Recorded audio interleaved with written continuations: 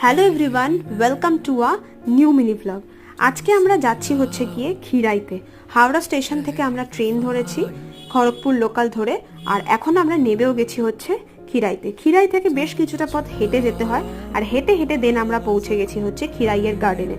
দারুণ জায়গা, যারা মেনলি ফুল ভালোবাসে তাদের তো অসাধারণ লাগবে এই জায়গাটা। যদি খিরাইয়ে যাওয়ার ইচ্ছা থেকে থাকে তবে অবশ্যই আমি বলবো আমার চ্যানেলে একটা বড় ভিডিও ছাড়া আছে।